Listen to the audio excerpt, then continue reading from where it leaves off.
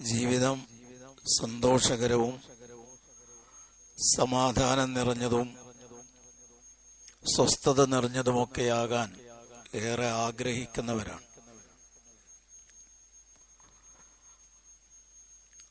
ഇഹലോക ജീവിതം തന്നെ ഒരു വിശ്വാസിയെ സംബന്ധിച്ചിടത്തോളം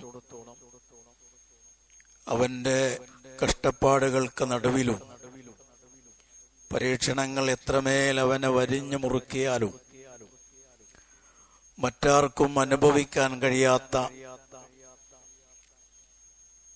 സുഖവും മനസ്സമാധാനവുമൊക്കെ വിശ്വാസികൾക്ക് നേടിയെടുക്കുവാൻ കഴിയും. അത് വിശ്വാസി സമൂഹത്തിന് മാത്രം സാധിക്കുന്ന അത്ഭുതകരമായ കാര്യമാണ് എന്ന് റസൂലുള്ളാഹി സ്വല്ലല്ലാഹു അലൈഹി വസല്ലം നമ്മെ ഓർമ്മപ്പെടുത്തുകയും അക്കാര്യത്തിലേക്ക് ധാരാളം വെളിച്ചം വീശുന്ന വചനങ്ങൾ റസൂലുള്ളാഹി സ്വല്ലല്ലാഹു അലൈഹി വസല്ലമയിൽ നിന്ന് സ്ഥിരപ്പെട്ടു വരികയും ചെയ്തിട്ടുണ്ട്. അജബൽ ലി അംരിൽ മുഅ്മിൻ, വിശ്വാസിയുടെ കാര്യം മഹാത്ഭുതമാണ്. അവന്റെ ജീവിതത്തിൽ ഖൈർ സംഭവിച്ചാലും അവന്റെ ജീവിതത്തിൽ ദുരിതങ്ങൾ വന്ന് ഭവിച്ചാലും രണ്ടും ഗുണമുള്ളതാക്കി മാറ്റാൻ സാധിക്കുന്ന ആളാണ് വിശ്വാസി. അത് വേറൊരാൾക്കുമില്ല എന്ന് നബി സല്ലല്ലാഹു അലൈഹി വസല്ലമ ഓർമ്മപ്പെടുത്തിയിട്ടുണ്ട്. ഖൈർ കൈവന്നാൽ അള്ളാഹുവിന് അവൻ ശുക്ർ ചെയ്യും. ദുരിതവും പ്രയാസങ്ങളും കൈവന്നാൽ അത് നേരിടേണ്ടി വന്നാൽ അവൻ ക്ഷമ അവലംബിക്കും. രണ്ടും അവന് ഖൈറാണ്. ശുക്റും ഖൈറാണ്, സബറും ഖൈറാണ്. ഒരു വിശ്വാസിയുടെ ജീവിതം ഇതിനെ രണ്ടിനെയും ചുറ്റിപ്പറ്റിയുള്ളതാണ്. ഒന്നുകിൽ അവന്റെ ജീവിതത്തിൽ ഉടനീളം ശുക്റാണ്, അതല്ലെങ്കിൽ അവന്റെ ജീവിതത്തിൽ ഉണ്ടാകുന്ന ദുരിതങ്ങളെ മുഴുവൻ ക്ഷമാപൂർവം നേരിടലാണ്. ഇത് രണ്ടും അവനെ സംബന്ധിച്ചിടത്തോളം ഖൈറാണ് എന്ന് റസൂലുള്ളാഹി സ്വല്ലല്ലാഹു അലൈഹി വസല്ലം നമ്മളെ ഓർമ്മപ്പെടുത്തിയിട്ടുണ്ട്. ആ വിധത്തിൽ ആയി മാറാൻ റസൂലുള്ളാഹി സ്വല്ലല്ലാഹു അലൈഹി വസല്ലമ ഇതിന് പുറമെ ഈ ശുക്ർ ഖൈറുമായി ബന്ധപ്പെട്ട നേർക്കുനേരെ ഇതുമേ ആ പദങ്ങൾ ഉപയോഗിക്കാതെ ഇതിന്റെ ഒക്കെ വിശദീകരണം എന്ന നിലക്ക് റസൂലുള്ളാഹി സ്വല്ലല്ലാഹു അലൈഹി വസല്ലമ നൽകിയിട്ടുള്ള ഒരുപാട് സാരോപദേശങ്ങളുണ്ട്. റസൂലുള്ളാഹി സ്വല്ലല്ലാഹു അലൈഹി വസല്ലമയുടെ സാരോപദേശങ്ങൾ മാത്രം ക്രോഡീകരിക്കപ്പെട്ടിട്ടുണ്ട്. അന്ത്യസമയത്ത് നൽകിയ ഉപദേശങ്ങൾ, അതേപോലെ പ്രത്യേകമായ മുനാസബാത്തുകളിൽ, സന്ദർഭങ്ങളിൽ റസൂലുള്ളാഹി സ്വല്ലല്ലാഹു അലൈഹി വസല്ലമ നൽകിയ ഉപദേശങ്ങളുണ്ട്. ആ ഉപദേശങ്ങളുടെ പ്രത്യേകത അത് കേട്ടുകഴിഞ്ഞാൽ മനസ്സിനത് സ്വാധീനിക്കും. മഹാനായ ഇർബാദ് ബിൻ സാരിയ റളിയല്ലാഹു അൻഹു പറയുന്നതായി കാണാം, റസൂലുള്ളാഹി സ്വല്ലല്ലാഹു അലൈഹി വസല്ലമ ഒരിക്കൽ ഞങ്ങളോട് ചില ഉപദേശങ്ങൾ ഞങ്ങൾക്ക് നൽകി. ആ ഉപദേശം കേട്ടപ്പോൾ ഞങ്ങളുടെ മനസ്സുകൾ ഭയചകിതമായി. വജിലത്ത് മിൻഹൽ ഖുലൂബ്, ഞങ്ങളുടെ ഹൃദയങ്ങൾ ഭയചകിതമായി. വദറഫത്ത് മിൻഹൽ ഉയൂൻ, ഞങ്ങളുടെ കണ്ണിൽ നിന്ന് കണ്ണുനീർ ധാരധാരയായി ഒഴുകാൻ തുടങ്ങി. വബലഗത്തിൽ ഖുലൂബ്, ആ ഉപദേശങ്ങൾ ഹൃദയത്തെ പ്രാപിച്ചു, മനസ്സിലേക്ക് കേറിച്ചെന്നു. അതാണ് റസൂലുള്ളാഹി സ്വല്ലല്ലാഹു അലൈഹി വസല്ലമയുടെ ഉപദേശത്തിന്റെ പ്രത്യേകത. കുറഞ്ഞ വാക്കുകളെ ഉണ്ടാകൂ, കുറഞ്ഞ പദങ്ങളെ ഉണ്ടാകൂ, പക്ഷേ ആ പദങ്ങൾ ധാരാളമായി വിശദീകരിക്കപ്പെടേണ്ടതായിരിക്കും. അത് റസൂലുള്ളാഹി സ്വല്ലല്ലാഹു അലൈഹി വസല്ലമയുടെ ഒരു സവിശേഷതയായി പറയപ്പെട്ട ഹദീസുകളിൽ തന്നെ സ്ഥിരപ്പെട്ടു വന്നിട്ടുള്ള കാര്യമാണ്. അത്തരത്തിലുള്ള പ്രധാനപ്പെട്ട 4 ഉപദേശങ്ങളാണ് ഇന്ന് നിങ്ങളുടെ ശ്രദ്ധയിൽ കൊണ്ടുവരാൻ ഞാൻ ആഗ്രഹിക്കുന്നത്. റസൂലുള്ളാഹി സ്വല്ലല്ലാഹു അലൈഹി വസല്ലം മദീനയിൽ ചെന്ന ഉടനെ റസൂലുള്ളാഹിയെ കാണുവാനായി ആളുകൾ കൂട്ടം കൂട്ടമായി വരുന്നു. അതിൽ ജൂതന്മാരുണ്ട്, വിശ്വാസികളുണ്ട്, പലരുമുണ്ട്. ആ കൂട്ടത്തിൽ അബ്ദുല്ലാഹ് ബിൻ സലാം എന്ന് പറയുന്ന ഒരു വ്യക്തി, അദ്ദേഹം ആദ്യകാലത്ത് ജൂതനായിരുന്നു, പിന്നീട് ഇസ്ലാമിലേക്ക് കടന്നു വന്നതാണ്. അദ്ദേഹം പറയുകയാണ്, മുഹമ്മദ് നബി സല്ലല്ലാഹു അലൈഹി വസല്ലമ മദീനയിലേക്ക് കടന്നു വന്നപ്പോൾ ആളുകൾ കൂട്ടം കൂട്ടമായി മുഹമ്മദ് നബി സല്ലല്ലാഹു അലൈഹി വസല്ലമയെ കാണാൻ വേണ്ടി പോകുന്നു. കൂട്ടത്തിൽ ഞാനും പോയി. എനിക്ക് മുഹമ്മദ് നബി സല്ലല്ലാഹു അലൈഹി വസല്ലമയുടെ മുഖം അത് കണ്ട മാത്രയിലെ പ്രഥമ കാഴ്ചയിലെ എനിക്ക് ബോധ്യപ്പെട്ടു, ഇദ്ദേഹം ഒരു കളവ് പറയുന്ന ആളല്ല. അദ്ദേഹത്തിന്റെ മുഖം കണ്ടപ്പോഴേ എനിക്ക് മനസ്സിലായി, ഇദ്ദേഹം കളവ് പറയുന്ന ആളല്ല ഒരിക്കലും എന്നെനിക്ക് മനസ്സിലായി. ഞാൻ ആ നബിയിൽ നിന്ന് കേട്ട ആദ്യത്തെ ഉപദേശം ഇനി പറയാൻ പോകുന്ന 4 കാര്യങ്ങളാണ്. റസൂലുള്ളാഹി സ്വല്ലല്ലാഹു അലൈഹി വസല്ലമ മദീനയിൽ ചെന്ന ഉടനെ പറഞ്ഞതായി അബ്ദുല്ലാഹ് ബിൻ സലാം റളിയല്ലാഹു തആല അൻഹു കേട്ടിട്ടുള്ള ഉപദേശം 1, യാ അയ്യുഹന്നാസ് അഫ്സുസ്സലാം, ജനങ്ങളെ നിങ്ങൾ സലാം വ്യാപിപ്പിക്കണം. പലപ്പോഴും നമ്മൾ കേട്ടതാണ്, ധാരാളമായി നിങ്ങൾ സലാം പറയണം. ആ ഹദീസിന്റെ വിശദീകരണത്തിൽ സലാം പറയേണ്ടതിന്റെ പ്രാധാന്യവും പ്രത്യേകതകളും ഒക്കെ പറഞ്ഞിട്ടുണ്ട്. സലാം എന്ന് പറയുന്നത് നമുക്കൊരു മിനിറ്റ് പോലും വേണ്ട ആ പുണ്യകർമ്മം നിർവഹിക്കാൻ. പക്ഷേ അതിന്റെ ആശയം വളരെ വിപുലമാണ്. നമ്മൾ ഒരാളോട് അസ്സലാമു അലൈക്കും എന്ന് പറഞ്ഞാൽ അതിന്റെ അർത്ഥം അല്ലാഹു സുബ്ഹാനഹു വ തആല നിങ്ങൾക്ക് എല്ലാവിധ ആഫത്തുകളിൽ നിന്നും സംരക്ഷണം നൽകട്ടെ എന്നാണ്. എല്ലാവിധ ആഫത്തുകളും എന്ന് പറഞ്ഞാൽ ദുന്യാവിലുണ്ടാകുന്ന ആഫത്തുകളായാലും ഇനി പരലോകത്ത് നിങ്ങൾക്ക് നേരിടാൻ പോകുന്ന ആഫത്തുകളായാലും അതൊക്കെ അതിൽ നിന്നൊക്കെ അല്ലാഹു തആല നിങ്ങൾക്ക് സലാമത്തേകട്ടെ എന്നാണ്. ദുന്യാവിലുണ്ടാകുന്ന ആഫത്തുകൾ എന്താണ്? അവന് രോഗമുണ്ടാകാം, ദാരിദ്ര്യമുണ്ടാകാം, അതേപോലെ പ്രളയമുണ്ടാകാം, അതേപോലെ മറ്റു ദുരന്തങ്ങൾ വന്ന് ഭവിക്കാം, ഇങ്ങനെയുള്ള കൊടിയ ദാരിദ്ര്യം പിടികൂടാം. ഇങ്ങനെയുള്ള എല്ലാവിധ ആഫത്തുകളിൽ നിന്നും അല്ലാഹു തആല നിങ്ങൾക്ക് രക്ഷ നൽകട്ടെ എന്നാണ്. അതിൽ മാത്രം ഒതുങ്ങുന്നില്ല, നിങ്ങളുടെ ദീനിലും നിങ്ങൾക്ക് അല്ലാഹു തആല സലാമത്ത് നൽകട്ടെ എന്നാണ്.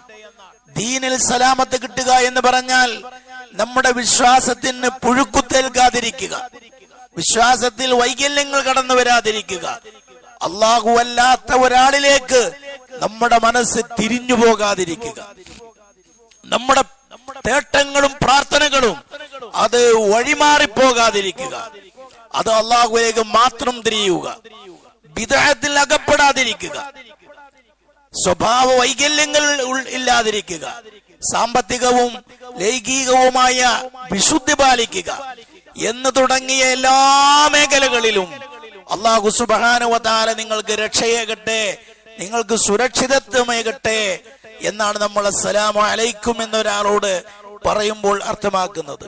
എന്ന് മാത്രമല്ല, റസൂലുള്ളാഹി സ്വല്ലല്ലാഹു അലൈഹി വസല്ലമ നമ്മുടെ വിശ്വാസത്തിന്റെ പൂർത്തീകരണത്തിന്റെ ഭാഗമായി റസൂലുള്ളാഹി സ്വല്ലല്ലാഹു അലൈഹി വസല്ലമ എണ്ണിയിട്ടുള്ളത് സലാം പറയലാണ്. 1, റസൂലുള്ളാഹി പറഞ്ഞു, ലാ തദ്ഖുലുൽ ജന്ന ഹത്താ തുഅ്മിനു, നിങ്ങൾക്ക് സ്വർഗത്തിലേക്ക് കടക്കാൻ കഴിയില്ല, നിങ്ങൾക്ക് സ്വർഗപ്രവേശം കിട്ടില്ല, ഹത്താ തുഅ്മിനു, വിശ്വാസികളാകുന്നത് വരെ. വിശ്വാസമില്ലാത്തവന് സ്വർഗപ്രവേശം സാധ്യമല്ലല്ലോ. എന്നിട്ട് റസൂലുള്ളാഹി പറയുന്നത്, വലാ തുഅ്മിനു ഹത്താ തഹാബ്ബു, പരസ്പരം സ്നേഹിക്കാതെ നിങ്ങൾക്ക് വിശ്വാസികളാകാനും സാധ്യമല്ല. വിശ്വാസവും സ്നേഹവും അത് ഒരിക്കലും വേർപ്പെടുത്താൻ പറ്റാത്ത വിധത്തിൽ ബന്ധപ്പെട്ട് കിടക്കുന്നതാണ്.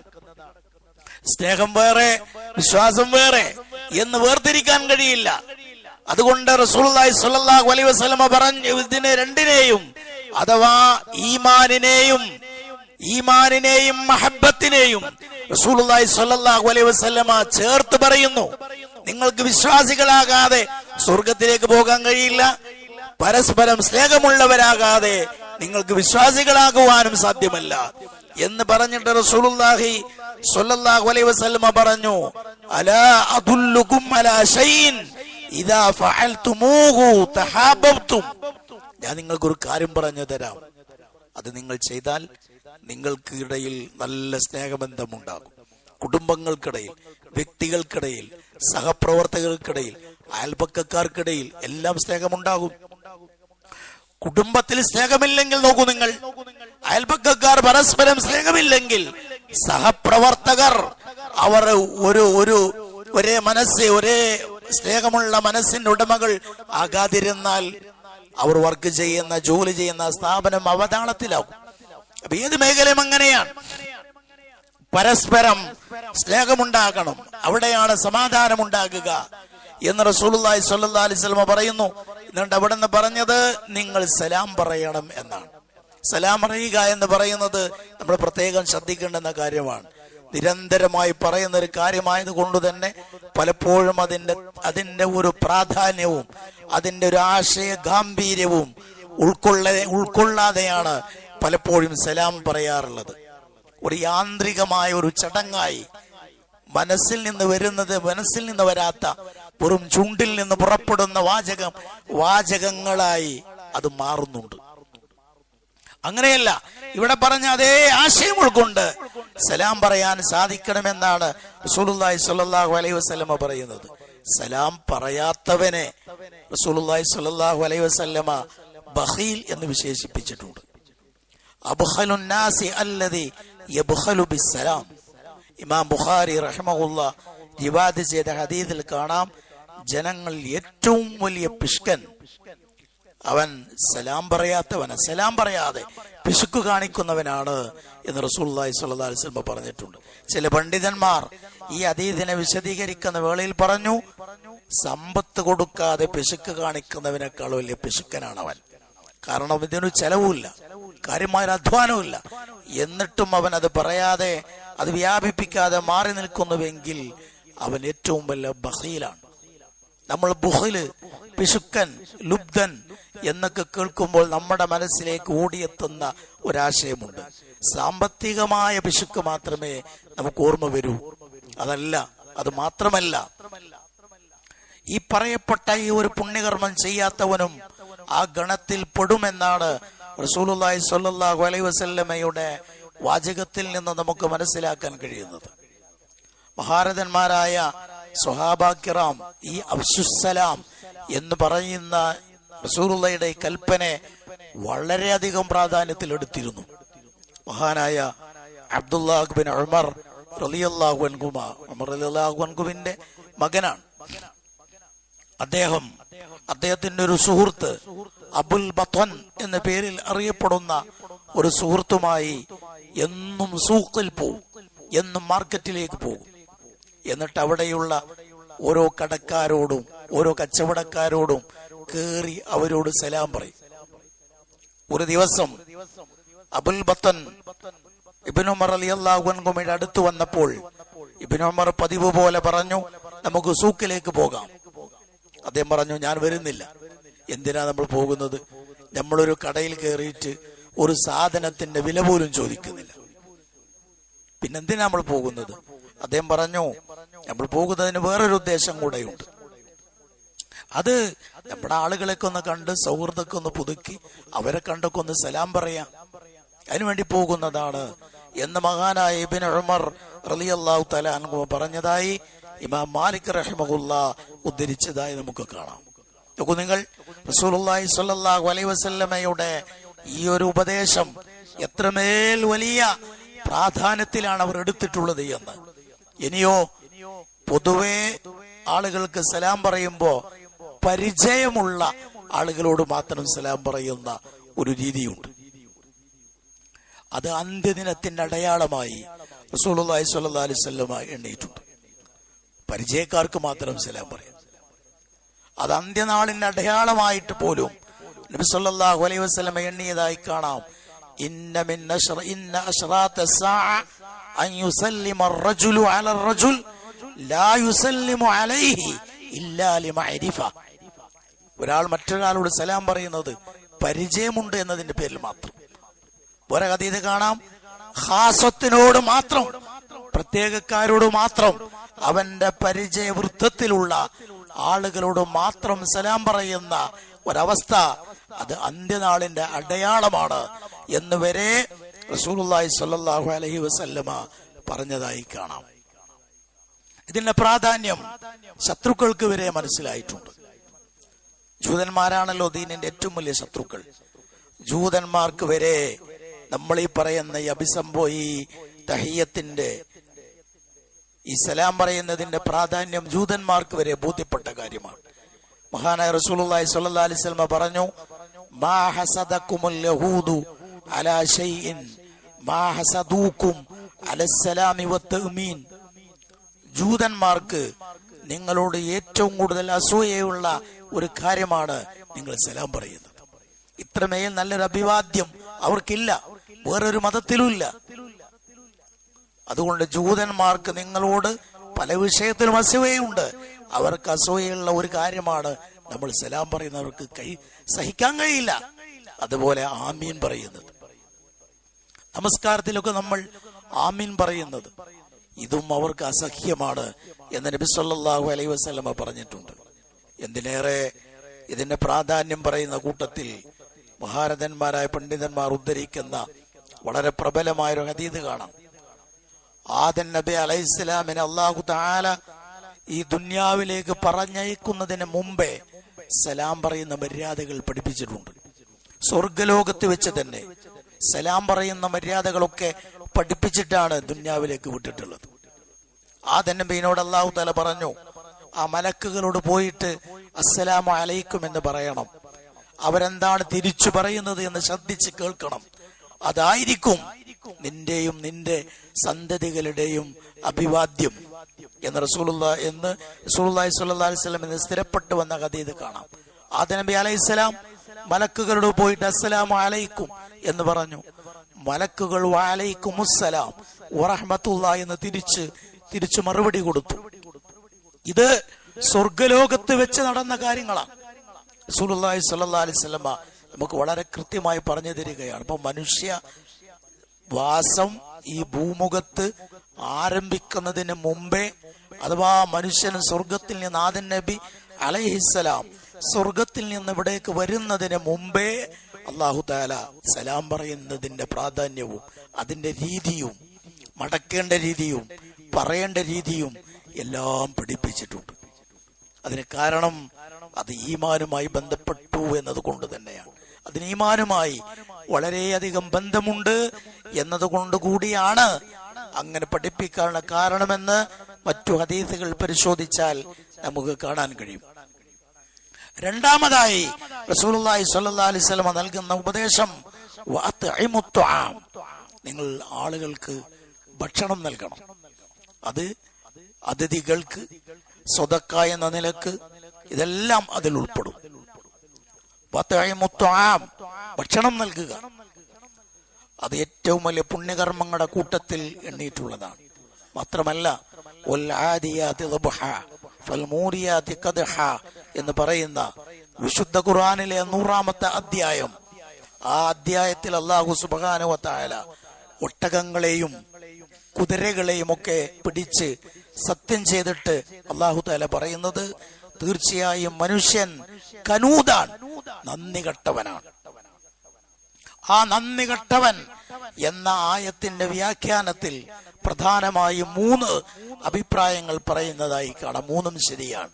അതിലൊരു അഭിപ്രായം, അൽ കഫൂറു അല്ലദീ യഅകുലു വഹ്ദ വയദ്രിബു അബ്ദ വയംനഉ റിഫ്ദ. അയാൾ കഫൂറാണെന്ന് പറയാനുള്ള കാരണം, അയാൾ ഒറ്റക്ക് തിന്നും, ആർക്കും കൊടുക്കില്ല, ഒറ്റക്ക് കഴിക്കും.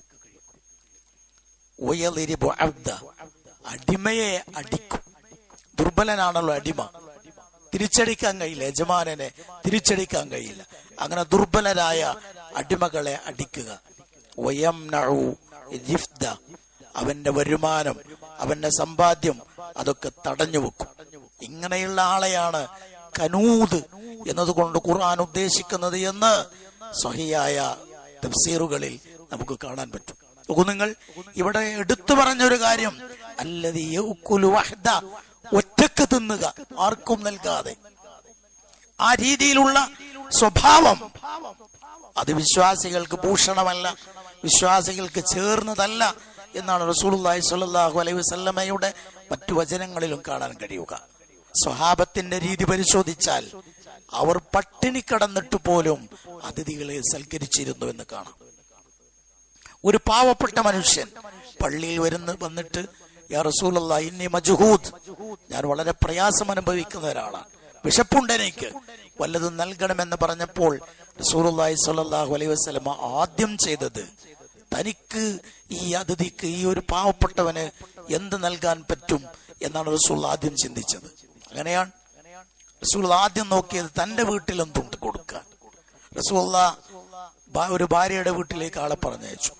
അവിടുന്ന് കിട്ടിയ മറുപടി മാ ഇൻദനാ ഇല്ലാ മാ, നമ്മുടെ വീട്ടിൽ പച്ചവെള്ളമല്ലാതെ ഒന്നുമില്ല. അടുത്ത വീട്ടിലേക്ക്, ചുരുക്കി പറയാം, അന്ന് റസൂലുള്ളാഹി സ്വല്ലല്ലാഹു അലൈഹി വസല്ലമയുടെ 9 ഭാര്യമാർ ജീവിച്ചിരിപ്പുണ്ട്. 9 വീട്ടിൽ നിന്നും കിട്ടുന്ന മറുപടി മാ ഇൻദനാ ഇല്ലാ മാ, നമ്മുടെ വീട്ടിൽ പച്ചവെള്ളമല്ലാതെ ഒന്നുമില്ല. അഷറഫുൽ ഖൽക്കിന്റെ വീടിന്റെ അവസ്ഥയാണിത്. അതേ ഉള്ളു വീട്ടിൽ. അടുത്ത സ്റ്റെപ്പ്, റസൂലുള്ളാഹി സ്വല്ലല്ലാഹു അലൈഹി വസല്ലമ പള്ളിയിൽ കൂടി ആളുകളോട് ചോദിച്ചു, ഈ മജ്ഹൂദായ പ്രയാസം അനുഭവിക്കുന്ന ഇദ്ദേഹത്തിന് നിങ്ങൾക്ക് ആർക്കാണ് ഒരു നേരത്തെ ഭക്ഷണം കൊടുക്കാൻ സാധിക്കുക? ഒരു സ്വഹാബി കൊണ്ടുപോകുന്നു, മക്കൾക്കായി കരുതി വെച്ച ഭക്ഷണം നൽകുന്നു. ആ കുടുംബം ആ രാത്രിയിൽ അതിഥിക്ക് വേണ്ടി പട്ടിണി കിടക്കുന്നു. അവിടെ വിഷയത്തിൽ ഖുർആൻ വരെ അവതരിച്ചു. സ്വന്തം ആവശ്യത്തെക്കാൾ മറ്റുള്ളവരുടെ ആവശ്യത്തിന് ഊന്നൽ നൽകുന്നവർ എന്ന് പറഞ്ഞ് സൂറത്ത് ഹശ്റിലെ വചനം അവതരിക്കാൻ പോലും കാരണം അതാണ് എന്ന് നമുക്ക് കാണാം. അങ്ങനെ ചെയ്തിരുന്ന ആളുകളാണ്. ആ വിധത്തിലുള്ള അതിഥികളെ സൽക്കരിക്കുക, ഊട്ടുക. റസൂലുള്ളാഹി സ്വല്ലല്ലാഹു അലൈഹി വസല്ലമക്ക് നുബൂവത്ത് ലഭിക്കുന്നതിന് മുന്നേ, നബിയാകുന്നതിന് മുന്നേ തന്നെ ഈ സൽഗുണങ്ങൾ അവിടുത്തെ ജീവിതത്തിൽ സമ്മേളിച്ചിരുന്നു. നബിയാകുന്നതിന് മുമ്പേ ഈ സൽഗുണങ്ങൾ റസൂലുള്ളാഹി സ്വല്ലല്ലാഹു അലൈഹി വസല്ലമയുടെ ജീവിതത്തിൽ ഉണ്ടായിരുന്നുവെന്ന് കാണാം. പല മഹാരഥന്മാരുടെയും ചരിത്രങ്ങൾ പരിശോധിച്ചാൽ ആരും അറിയാതെ ഇരുട്ടിന്റെ മറ പിടിച്ച് അതിഥികൾക്ക് ഭക്ഷണം കൊണ്ടുപോയി കൊടുത്തിരുന്ന മഹാരഥന്മാരെ ചരിത്രത്തിൽ കാണാം. അവരുടെ കാലശേഷമാണ് പിന്നീട് അറിയുന്നത് ഈ ഇരുട്ടിന്റെ മറവിൽ വന്ന് ഞങ്ങളുടെ വിശപ്പടക്കിയിരുന്ന വ്യക്തി ഇന്നയാളാണ് എന്ന് ഈ സഹായം കൈപ്പറ്റിയ ആളുകളുടെ വാക്കുകളിലൂടെയാണ് പിന്നീട് ലോകമറിയുന്നത്. അങ്ങനെ ഒരാളുടെ പക്കൽ നിന്നും ഒരു ഭൗതികമായ താല്പര്യമില്ലാതെ, ഭൗതികമായ ഒരു ലാഭവും ആഗ്രഹിക്കാതെ, ആരും കാണാതെ ഇരുട്ടിന്റെ മറവിൽ സുഹൃതങ്ങൾ ചെയ്തിരുന്ന മഹാരഥന്മാരെ നമുക്ക് കാണാം.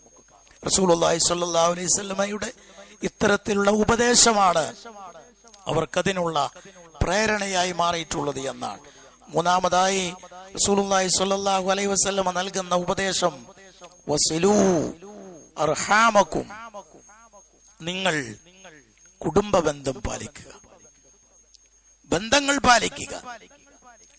അത് ഏറെ അകന്ന ബന്ധങ്ങളാണെങ്കിൽ പോലും റസൂലുള്ളാഹി സ്വല്ലല്ലാഹു അലൈഹി വസല്ലമ പറഞ്ഞു, നിങ്ങൾ ഖിറാത്ത് എന്ന് വിളിക്കപ്പെടുന്ന ഒരു രാജ്യമുണ്ട്. അവിടുത്തെ നാണയങ്ങൾക്ക് അന്ന് ഖിറാത്ത് എന്നാണ് പറയുക. അങ്ങനൊരു രാജ്യം നിങ്ങൾ കീഴടക്കും. ആ രാജ്യം നിങ്ങളുടെ അധീനതയിൽ വന്നാൽ അവരോട് നിങ്ങൾ ഏറ്റവും മാന്യമായ രീതിയിൽ വർത്തിക്കണം. കാരണം ആ രാജ്യവുമായി നമുക്ക് വൈവാഹിക ബന്ധവുമുണ്ട്, രക്തബന്ധവുമുണ്ട്. റസൂലുള്ളാഹി സ്വല്ലല്ലാഹു അലൈഹി വസല്ലമ ഉദ്ദേശിച്ച രാജ്യം അത് ഈജിപ്ത് ആയിരുന്നുവെന്ന് ഹദീസിൽ കാണാം. ഈജിപ്തുമായി റസൂലുള്ളാഹി സ്വല്ലല്ലാഹു അലൈഹി വസല്ലമക്ക് വൈവാഹിക ബന്ധമുണ്ട്. മാരിയത്തുൽ ഖിബ്തിയ എന്ന് പറയുന്ന റസൂലുള്ളാഹിയുടെ ഭാര്യ ഈജിപ്തുകാരിയാണ്. അപ്പോൾ വൈവാഹിക ബന്ധമുണ്ട്, കുടുംബ ബന്ധമുണ്ട്. അഥവാ റസൂലുള്ളാഹി സ്വല്ലല്ലാഹു അലൈഹി വസല്ലമയുടെ പിതാമഹനാകുന്ന ഇസ്മായിൽ ഇബ്രാഹിം അലൈഹിമുസ്സലാം, ഇസ്മായിൽ നബി അലൈഹിസ്സലാമിന്റെ മാതാവ് ഈജിപ്തുകാരിയാണ്. അതുകൊണ്ട് ആ നിലക്ക് നോക്കുമ്പോൾ കുടുംബ ബന്ധവുമുണ്ട്. അത് എത്രയോ നൂറ്റാണ്ടുകൾക്കപ്പുറമുള്ള ബന്ധമാണ്. റസൂൽ അത് പറയുമ്പോ എത്രയോ നൂറ്റാണ്ടുകൾ കഴിഞ്ഞു പോയിട്ടുണ്ടാവുമല്ലോ എങ്കിൽ പോലും അവരുമായി ഈ വിധത്തിലുള്ള ബന്ധമുള്ളത് കൊണ്ട് ആ ബന്ധം നിങ്ങൾ പാലിക്കണം, ശ്രദ്ധിക്കണമെന്ന് റസൂലുള്ളാഹി സ്വല്ലല്ലാഹു അലൈഹി വസല്ലം പറയുന്നു. നമുക്കൊക്കെ പറയുന്ന എനിക്കടക്കം നമ്മുടെ 1-2 തലമുറകളെ കുറിച്ച് കഴിഞ്ഞാൽ പിന്നെ മറ്റുള്ളതിന്റെ മേധയുള്ള തലമുറകളെ കുറിച്ചുള്ള വിവരം പോലും ഉണ്ടാവില്ല.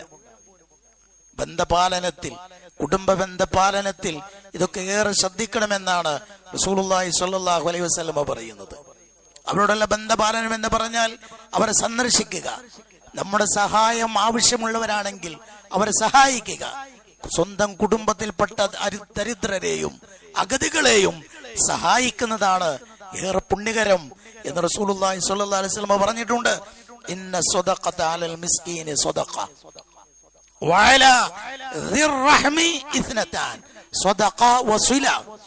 നിങ്ങൾ ഒരു അഗതിക്ക് ധർമ്മം ചെയ്യുന്നത് അത് ഒരു പുണ്യകർമ്മമാണ് എങ്കിൽ നിങ്ങളുടെ കുടുംബത്തിൽപ്പെട്ട ഒരാൾക്ക് നിങ്ങൾ നൽകുന്നത് ഇരട്ട നന്മയാണ്, ഇരട്ട നന്മയാണ്.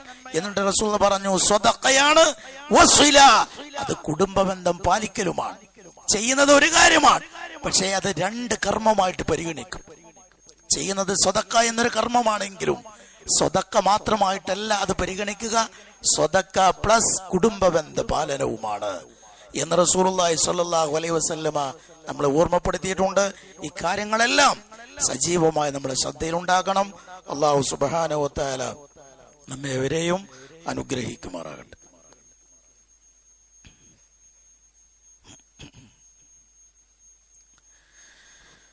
അൽഹംദുലില്ലാഹി റബ്ബിൽ ആലമീൻ വസ്സലാത്തു വസ്സലാമു അലാ തമ്മാനിൽ അക്മലാൻ അലൽ മബ്ഊസ് റഹ്മത്തൻ ലിൽ ആലമീൻ വഅലാ ആലിഹി വസഹ്ബിഹി അജ്മഈൻ. അമ്മാ ബഅദ്. തഖുല്ലാഹ ഇബാദല്ലാഹ്. അല്ലാഹുവിന്റെ വിധിവിലക്കനുസരിച്ച് ജീവിക്കണമെന്നും ഒരിക്കൽ കൂടി എല്ലാ ആളുകളെയും ഓർമ്മപ്പെടുത്തുന്നു, വസിയത്ത് ചെയ്യും. സഹോദരന്മാരെ, റസൂലുള്ളാഹി സ്വല്ലല്ലാഹു അലൈഹി വസല്ലം ഈ ഹദീസിൽ 4-മതായി പറയുന്ന ഉപദേശം വസല്ലു ബില്ലൈൽ വന്നാസു നിയാം തദ്ഖുലുൽ ജന്നത ബിസലാം. ജനങ്ങളെല്ലാം ഉറങ്ങിക്കിടക്കുമ്പോൾ നിങ്ങൾ രാത്രിയിൽ എണീറ്റ് നമസ്കരിക്കുക. അങ്ങനെ ചെയ്താൽ നിങ്ങൾക്ക് സമാധാനപൂർവം സ്വർഗത്തിലേക്ക് പ്രവേശിക്കാൻ പറ്റും എന്ന് നബി സല്ലല്ലാഹു അലൈഹി വസല്ലം പറയുന്നു.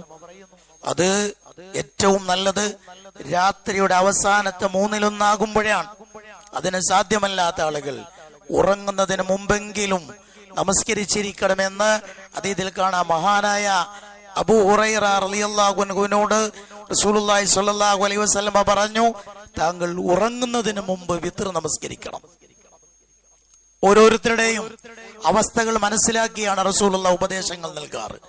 അബൂ ഹുറൈറ റളിയല്ലാഹു അൻഹുവിനെ കുറിച്ച് ശരിക്കറിയാവുന്നത് കൊണ്ട് ഒരുപക്ഷെ അദ്ദേഹം ഉറങ്ങിയാൽ പിന്നെ എണീക്കാൻ സാധ്യമല്ല എന്നറിയുന്നത് കൊണ്ട് റസൂലുള്ളാഹി പറഞ്ഞു, എങ്കിൽ ഉറങ്ങുന്നതിന് മുമ്പ് നമസ്കരിച്ചു കൊള്ളണം. ഏറ്റവും നല്ല സമയം അത് രാത്രിയുടെ അവസാനത്തെ 1/3 ശേഷിക്കുമ്പോഴാണ്. ആ സമയത്തിനൊരു പ്രത്യേകതയുണ്ട്. ധാരാളം ഹദീസുകളിൽ മുതവാത്തിർ അനിഷേധ്യമായ പരമ്പരയിലൂടെ സ്ഥിരപ്പെട്ടു വന്ന ഹദീസ് എന്ന ഗണത്തിൽ പോലും പണ്ഡിതന്മാർ എണ്ണീറ്റുള്ള ഒരു ഹദീസിൽ കാണാം. മൻ യദ്ഉനി ഫഅസ്തജീബ ല മൻ യസ്അലുനി ഫഉതിയ വമൻ യസ്തഗ്ഫിറുനി ഫഅഗ്ഫിറ ല.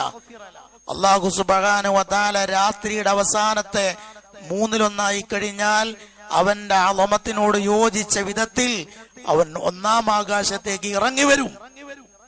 അതാണ് രാത്രിയുടെ അവസാനത്തെ 1/3. ആ സമയമാണ് ഇത് നമ്മൾ നിർവഹിക്കാൻ ഏറ്റവും അഫ്ളലായ സമയം.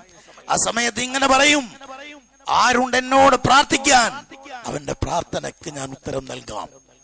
ആരുണ്ട് എന്നോട് ചോദിക്കാൻ, അവൻ ചോദിച്ച കാര്യങ്ങൾ ഞാൻ നൽകാം.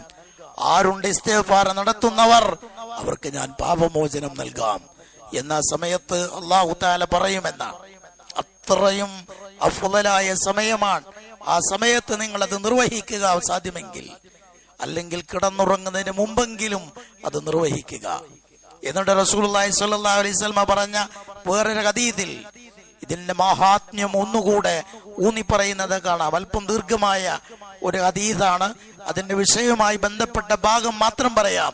റസൂലുള്ളാഹി അങ്ങനെ പറയാൻ, വഅലം അന്ന ശറഫൽ മുഅ്മിൻ ഖിയാമുഹു ബില്ലൈൽ. ഒരു വിശ്വാസിയുടെ ഷറഫ്, അവന് ഷറഫ് കിട്ടുന്നത്, അവന് മഹത്വം ലഭിക്കുന്നത്, ശ്രേഷ്ഠത കരഗതമാക്കാൻ കഴിയുന്നത് രാത്രിയുടെ നമസ്കാരമാണ്, രാത്രി നമസ്കാരം നിർവഹിക്കുന്നതിലൂടെയാണ് എന്ന് റസൂലുള്ളാഹി സ്വല്ലല്ലാഹു അലൈഹി വസല്ലം പറയുന്നു. വഇസ്സഹു ഇസ്തിഗ്നാഉഹു അനിന്നാസ്. അവന് ഇസ്സത്ത്, പ്രതാപം, അവനൊരു പ്രതാപമുണ്ടാകുന്നത്, അഭിമാനമുണ്ടാകുന്നത് അവൻ പരമാവധി ജനങ്ങളെ ആശ്രയിക്കാതെ ജീവിക്കുമ്പോഴാണ്. ഒരാളെയും ആശ്രയിക്കാതെ യാചിക്കാതെ ജീവിക്കാൻ പറ്റുമെങ്കിൽ, അതാണ് പരമാവധി ആളുകളൊന്നും ചോദിക്കാതെ ജീവിക്കാൻ സാധിക്കുമെങ്കിൽ അത് ഇസ്സത്താർന്ന ജീവിതമാണ് എന്ന് റസൂലുള്ളാഹി സ്വല്ലല്ലാഹു അലൈഹി വസല്ലം പറയുന്നു. അങ്ങനെ ജീവിക്കും എന്ന് ചില സ്വഹാബികളെ കൊണ്ട് നബി റസൂലുള്ളാഹി സ്വല്ലല്ലാഹു അലൈഹി വസല്ലം ബൈഅത്ത് വരെ ചെയ്യിപ്പിച്ചിട്ടുണ്ട്. എല്ലാവരെ കൊണ്ടുമല്ല, ചില സ്വഹാബികളെ കൊണ്ട് അങ്ങനെ ബൈഅത്ത് വരെ ചെയ്യിപ്പിച്ചതായി കാണാം. ഈ പറയപ്പെട്ട ഉപദേശങ്ങൾ ഇതുപോലെയുള്ള ധാരാളം നമുക്ക് കാണാം. ഇതെല്ലാം ഒരാൾ ജീവിതത്തിൽ എടുത്തണിഞ്ഞാൽ അവന് രണ്ടു ലോകത്തും നന്മയുണ്ട് എന്നാണ് ഞാൻ തുടക്കത്തിൽ ഇവിടെ ഓതി വെച്ച ആയത്തിന്റെ ആശയം. ഇഹലോകത്ത് നന്മ ചെയ്യുന്നവർക്ക് അവർക്ക് ദുന്യാവിൽ വെച്ച് തന്നെ സുഹൃത്ത് നല്ലൊരവസ്ഥയുണ്ടാകും. ആ അവസ്ഥകളുടെ കൂട്ടത്തിൽ ഏറ്റവും പ്രധാനമെന്ന് പറയുന്നത് മനസ്സമാധാനമാണ്. മഹാനായ ഇബ്നു കസീർ റഹിമഹുല്ലാഹ് തന്നെ പറഞ്ഞതായി കാണാം, അള്ളാഹുവിനെ വിസ്മരിച്ചുകൊണ്ട് ജീവിക്കുന്ന ഒരാൾ അവൻ എത്ര മുന്തിയ ആഹാരം കഴിച്ചാലും, എത്ര വലിയ ഏറ്റവും വലിയ സൗകര്യങ്ങളുടെ വീട്ടിൽ അവൻ താമസിച്ചാലും, അവൻ ഏറ്റവും മോഡൽ വാഹനത്തിൽ യാത്ര ചെയ്താലും അവന്റെ മനസ്സിൽ എപ്പോഴും ഒരു അസ്വസ്ഥതയുണ്ടാകും. വിശ്വാസികൾക്ക് അതുണ്ടാവില്ല. അള്ളാഹുവിനെ ഓർക്കുന്ന ഒരാൾക്ക് അവന് ദാരിദ്ര്യത്തിന്റെ നടുവിലും സ്വസ്ഥതയോടുകൂടി ജീവിക്കാൻ പറ്റുമെന്നാണ് അതിന്റെ മറുവശം. വലദാറുൽ ആഖിറ ഖൈർ, എന്നാൽ പരലോകമാകട്ടെ അതാണ് ഏറ്റവും ഉത്തമം. സുഹൃതം ചെയ്യുന്ന ആളുകൾക്ക് ഇഹലോകത്ത് ഇങ്ങനെ നന്മകൾ കിട്ടും, പരലോകത്ത് ഏറ്റവും ഉന്നതമായതും ലഭിക്കും. വലനിഅമ ദാറുൽ മുത്തഖീൻ, അള്ളാഹുവിനെ സൂക്ഷിച്ച് ജീവിക്കുന്ന ആളുകളുടെ വീട് എത്ര നല്ല വീടാണ്.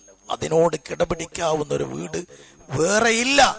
ഏറ്റവും അധികം സുഖസൗകര്യങ്ങൾ നിറച്ച, സുഖസൗകര്യങ്ങളാൽ നമ്മെ ആശ്ചര്യപ്പെടുത്തുന്ന ലോകമാണ് സ്വർഗലോകം എന്ന് റസൂലുള്ളാഹി സ്വല്ലല്ലാഹു അലൈഹി വസല്ലമയുടെ വചനത്തിലും ഈ ആയത്തിൽ നിന്നുമൊക്കെ നമുക്ക് മനസ്സിലാക്കാം.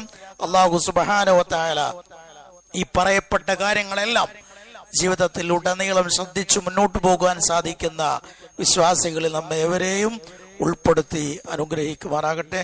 നമ്മിൽ നിന്ന് മരണപ്പെട്ടു പോയ ആളുകൾക്ക് അല്ലാഹു മഗ്ഫിറത്തും റഹ്മത്തും നൽകിയവരെ അനുഗ്രഹിക്കുമാറാകട്ടെ. അവരുടെ ബർസഖിയ ജീവിതം അല്ലാഹു സുഖകരമാക്കി കൊടുക്കുമാറാകട്ടെ. ഒരുപാട് പ്രയാസങ്ങളും രോഗങ്ങളും ഒക്കെ അനുഭവിക്കുന്ന പല സഹോദരങ്ങളും നമ്മുടെ കൂട്ടത്തിലുണ്ട്. അല്ലാഹു സുബ്ഹാനഹു വ തആല അവർക്കെല്ലാം ആരോഗ്യവും ഉന്മേഷവും ഒക്കെ അല്ലാഹു തആല പ്രദാനം ചെയ്യുമാറാകട്ടെ.